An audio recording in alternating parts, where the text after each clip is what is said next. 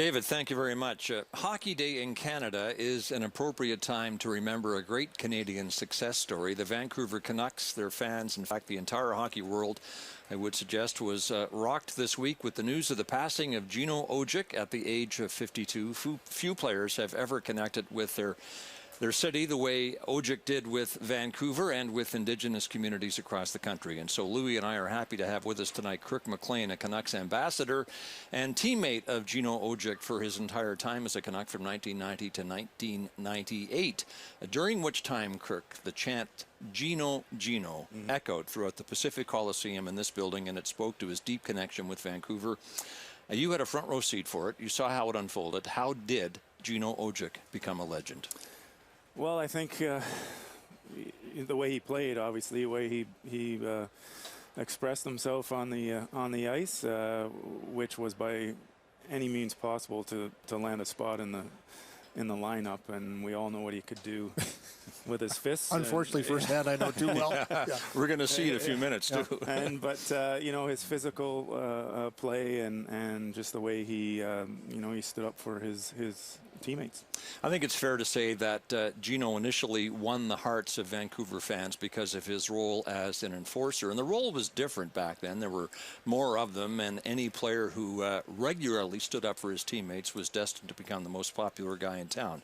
And so, Kirk, you had been with the Canucks for 2 years when Gino played his first game here, I think, November 21st of 1990. In the third period of a 4-1 win over Chicago, he fought two of the toughest customers in the NHL. First of all, Dave Manson, and then Stu Grimson. Yeah. What were you thinking about the raw rookie during this game? Well, I think I was still thinking why he was wearing number 66. Yeah. But you know, he wore that for not too long. But there you go. I mean, two tough customers like you talked about. But that was Gino, and he was a willing combatant that was going to take on anybody and everybody. And he makes everybody bigger, right? 100%. Like as soon as he jumped on board there, you guys were already a big team, by the way, but all of a sudden you're a couple inches bigger with Gino. Yeah, myself included in the back end, and that's, you're 100% right. I mean, that was the role of the enforcer back there, to make everybody else feel at ease, especially the superstars or the talented players on your team, the smaller players, if you will, as well. And guys like Cliffy, and of course we all know his special friendship that he made with Pavel. Gino Odjick had about 150 scraps as a Vancouver Canuck, one of them on December the 3rd, 1992, by which time he had established himself as a legitimate NHL heavyweight. And Louis DeBrusk was in the process of doing the same. Let's watch. You see DeBrusk backing off near the blue line there. Now here they go. Here they go. DeBrusk and Odjick, two number 29s. Drop the glove. What were you guys talking about?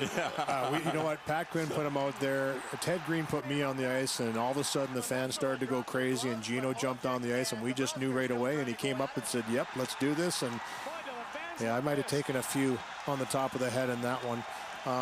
He was a very tough individual, very hard to fight. I had some battles with him, and but he was always that guy. I'll say this: he was the first guy that ever fought in the NHL. Bumped into him a bar in Edmonton, because our first fight was in Edmonton, and bought me a beer. Yeah. So let's have a beer, let's have a chat, and it really, for me, was, you know, made me realize this is a job. But when you get off the ice, he was just a great human being, and chatted, went his way, and I went mine. You know, a very honest player. You know, he, once in a while he would lose it out there, as we all do, but you know, like you said, he knew his role, and you knew your role.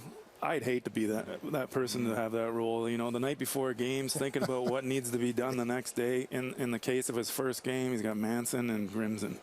You know, he knows he's probably going to have to fight both of them, and hopefully come out okay. And he did. And you know, I would never want to have that job. No chance. Jason Strudwick sent me a message. His story of his encounter with Gino. He said, I was traded for Gino and played each other the next night after. He said he didn't mind being traded, but didn't like being traded for a nobody.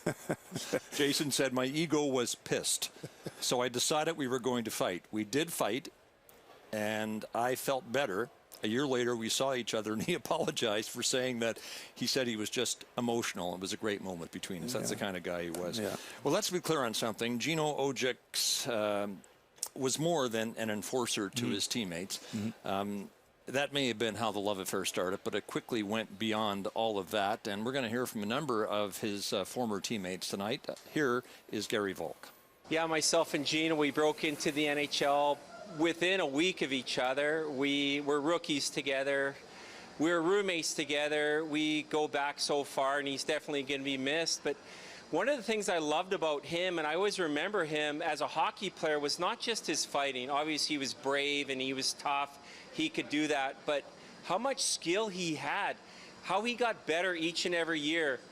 I played a lot of games on the same line with him, and I'll never forget Gino because he wanted the puck. He wanted to score. Nobody loved scoring more than him. And his biggest thing every day in practice was opening up for a one-timer. Hey, Volky, I'm open. One-timer, one-timer. He'd scream all the way down the ice, and I'd feed him, and he scored. Tremendously skilled as well as tough. So that's what I remember most about Gino. As a hockey player, as a human being, man, we laughed a lot. One-timers, maybe the funniest guy I've ever played with. He could take a joke. You could bug him. He wouldn't care. He'd give it right back. Very witty and a great teammate to have for my 3 years here in Vancouver. Louis. Yeah, great stuff. Well, talk about that. He really did work on his game a lot. And when he got bumped up and started playing with Pavel, started to score goals, he had 16 one year. That was a real eye-opener for people around the league that realized, hey, this guy can play. He's a force out there. He's big. How was it for you in practice with him working on shots and the one-timers that Gary was talking about there? As a goaltender back then, one-timers we didn't like, right? But there was a guy, if he was going to take a one-timer, you weren't going to come at him chopping your stick like you would everybody else because he'd get right back to you, obviously. But Gary was 100% right. That was one of the things I was really proud about, what he turned himself into was a complete player, not just the fisticuff. Yes, that may have set the tone for giving him a little bit of room out there because people knew what he could do, and having Pavel beside him, you know, working on things in practice after practice on his shot as one-timer, whatever it may be. And you're right, he scored 16 goals one year. And that was 93-94, the year of the run to the Cup final, and he often played up in the lineup, most often with the Russian Rocket, Pavel Bure. What do you recall, Kirk, about the best advice that Bure would give Gino Odjick? Pretty much as he probably would tell everybody, but would just go to the net, put your stick down, and wait for the pass and direct it in. You know, simple things like that. And, you know, Pavel had a great sense of humor as well and does have a great sense of humor. And those two, they were inseparable. And they fed off of each other. And I think we've got some video of them together here. Yeah, I mean, always smiles. Every time you see them together, laughing and joking. But there you go right there. A little tip shot. Working on his eye-hand coordination. Billy Ranford's wondering what the hell is going on there. Yeah, no chance on that. Can't believe I just let him score on me. Yeah, there you go. And how did that friendship develop between him and Pavel? You know what? I think Gino just realized, okay, here's our superstar, and this is the guy that I'm going to have to look out for. And there you go. Get to the post, and I'll get the puck to you. Yeah, I'll get it to you. You know, it's kind of like what McDavid does for everybody out in the ice today. But he worked on it, and bless his heart, you know, he didn't want to just be that tough guy and that role player. He wanted to be able to get out there in certain situations and be accountable. Here's Gino in the year 2003 at an event that both he and Pavel Bure attended, and he touches on his relationship with the Russian Rocket. I'm real happy Pavel made it here. I know in 1993-94, when I scored 16 goals, I know there was a lot of Russian in me. But in the playoffs, when Pavel knocked out Shane Sherlock cold, there was a lot of Indian in him.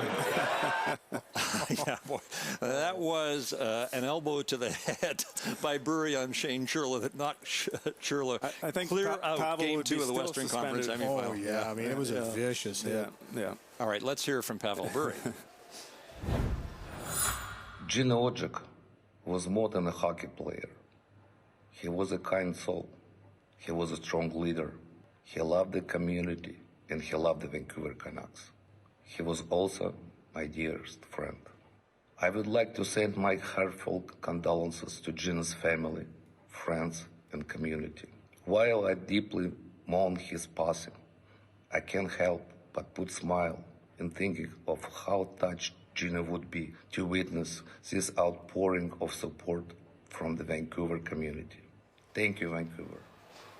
Gino love. Do you remember, Kirk, the classic story of Odjick trying to find Bure in Moscow? Vaguely. We were talking about this the other night when we were having our little celebration for Gino. I think it was Ronnie Delorme that was telling me that Gino was going to Russia for a charity game. Right. And against Red Army. Against the Red Army, and he didn't get picked up. Was it Fetisov that was supposed to send him a car to be picked up, and it didn't show? So Gino remembered that Pavel told him once, if he's ever in Russia and he can't get a hold of me, go to the KGB. Yeah, the KGB knows everything in my country was what he told him. And he did. Yeah. He went to the KGB, and they found Pavel for him. Wow. Two guys with machine guns answer at the door, and about 15 minutes later, he was in Bure's company. Yeah. Bure and Odjick were inseparable, although every Vancouver Canuck, it seemed, benefited from Gino Odjick's friendship. Here is Jeff Courtnall. Gino Odjick, an amazing guy, great teammate, biggest heart of anybody I ever played with. Came to win every night. Stuck up for all his teammates. He was just an amazing guy, and probably the greatest memory I have of him is he loved to score. He worked hard in practice to try to improve his game, and the night here in Calgary when he scored on the penalty shot, I mean, the place and the city went crazy, so it was pretty exciting. Yes, the penalty shot, October of '91, with the Canucks leading the Flames 3-2 in the third period. And Kirk, you were either in the opposite net or on the bench. I'm not sure which, but what was your view of this? Well, I mean, it shows you how important it was for what it meant for Gino, you know, to score a goal and early in his career there, and of course against Mike Vernon and a big-time rival, the Calgary Flames, and he made it look kind of easy there.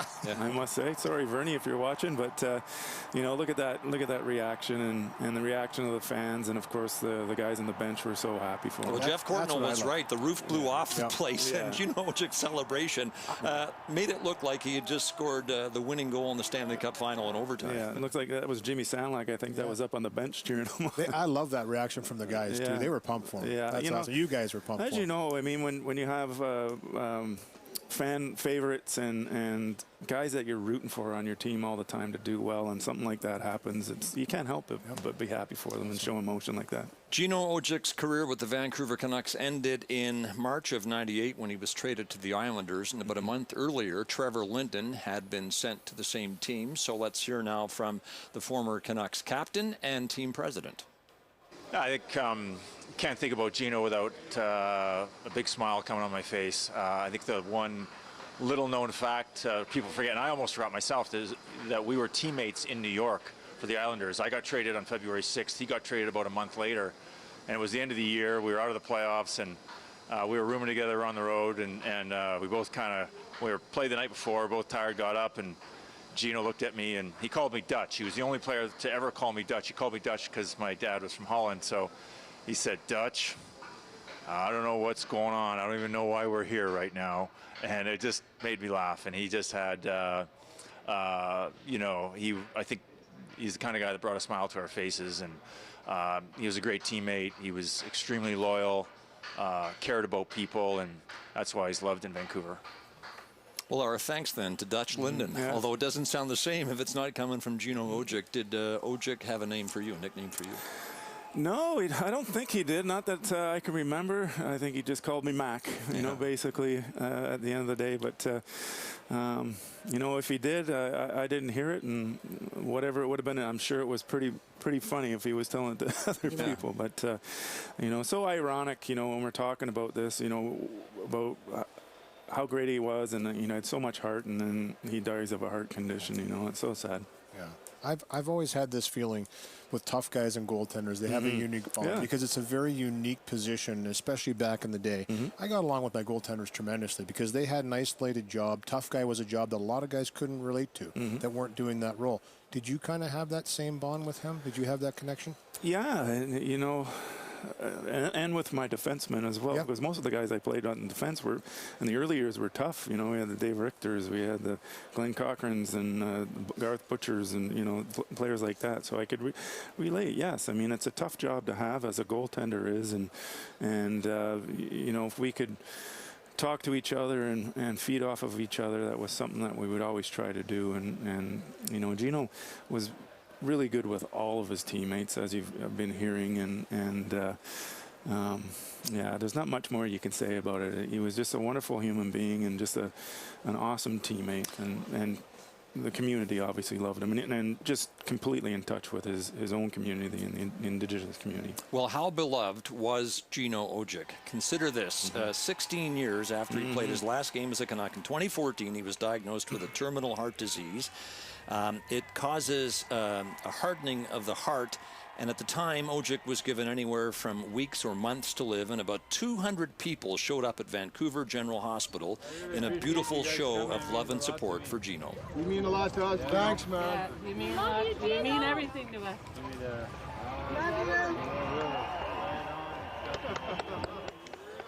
On a couple of occasions after that hospitalization, he fought off what could have been fatal bouts of the heart disease. So it was a beautiful thing when he was able to be part of the Canucks' 50th anniversary celebrations in January of 20. In his first game as a Vancouver Canuck, he established himself as a fan favorite.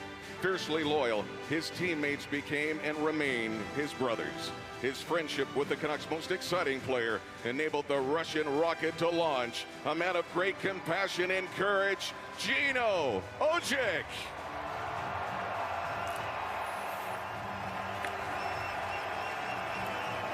And it doesn't show up as much here. You could hear the Gino chants in the crowd, and it was great to see that ovation that he got coming to the center ice. I could tell you, him doing what he's doing there took a lot of strength by Gino, and it was unbelievable to see him do that. And I know for a fact there's no way he was going to miss that. And the one thing about his condition, you know, when going back to when it first happened in 2014, I remember it was yesterday, because I believe Jyrki Lumi and myself were the first two to go in to see him. We didn't get a chance to talk to him. He was sleeping at the time, and then about a week later or so, or half a week later, about 15-20 of us went. We thought that was going to be the end, so we were all going in to say goodbye, and then we saw the video, you know, what took place after that. And you know he came to almost every game.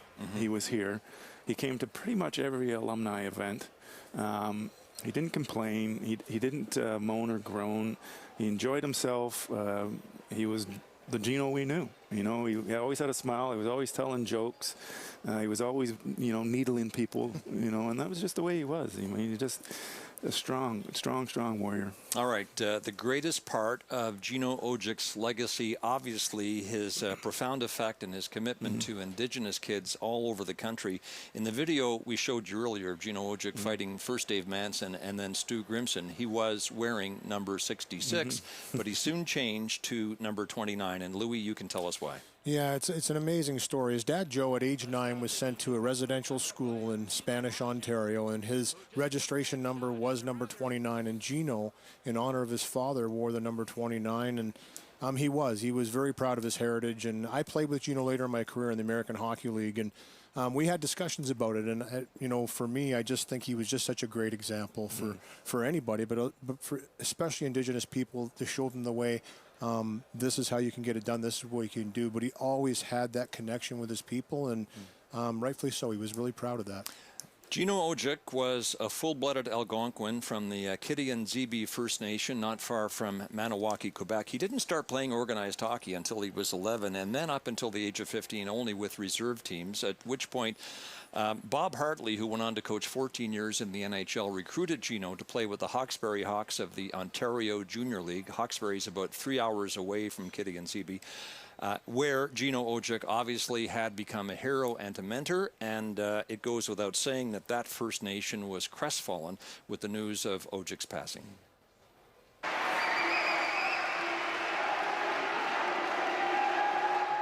We're shocked. I'll be honest, it's a shocking moment for Kitiyan-Zibi. We're mourning. It's a sad day here. Gino was a gentleman all around. And as far as he got, the most humble person you can meet. Didn't speak much, but when he did, you know, everybody respected him. Everybody loved him. He's a family man, respected throughout our community, respected throughout our town, and obviously with the name Gino Odjick on the arena. Gino was a true friend and loved everyone. You know, Gino remained a fighter through his hockey years and after.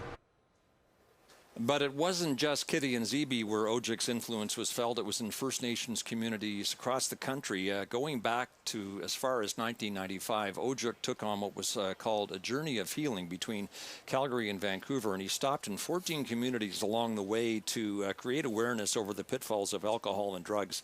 Odjick would spend his entire adult life mentoring Indigenous youth. Upon his retirement from the game in 2002, Gino and his best friend, Peter Leach, would visit 3 or 4 Indigenous communities per month, conducting seminars that usually were sports-related but quickly evolved into education. So there are countless kids, Indigenous kids, across the country who can claim to have been positively affected by Gino Odjick, and Ethan Bear of the Vancouver Canucks is one. Ethan Bear now with Dan Murphy. Scott, thank you. There's been a lot said about Gino Odjick the last few days, Ethan, but I want to ask you this. Him as a player and as a person, what did he mean to the Indigenous community? You know, he's an inspiration, a role model, a leader, trailblazer. You know, he did a lot of things for Indigenous people, and to make the NHL at that time, it was probably, you know, it's a lot harder than it was back then than it was for me now. You definitely have to break barriers, and but you know, Gino did it with a smile, and he did it with a big heart, and he's a great teammate and a great leader. So you know what, he's done so much for the Canucks and Vancouver as a community, and you know, he left his heart on his sleeves when he played the game, and he's definitely somebody that, you know, I was lucky to talk to when I came here, and you know, he's definitely somebody that a lot of people could look up to, and just you know, thankful for the work he did. And we should tell you the Canucks will host a celebration of Gino Odjick's life prior to their game against Minnesota on March the 2nd here, in conjunction with the club's first annual Indigenous Night. How appropriate.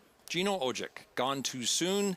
But he's left the world a better place, forever remembered, always loved. Kirk, thanks for being with us tonight. Thank you, Louis. My pleasure. We'll return to Rogers Arena in a moment, and when we come back, we'll hear from Canucks coach Bruce Boudreau, who we believe coached his final game in Vancouver tonight.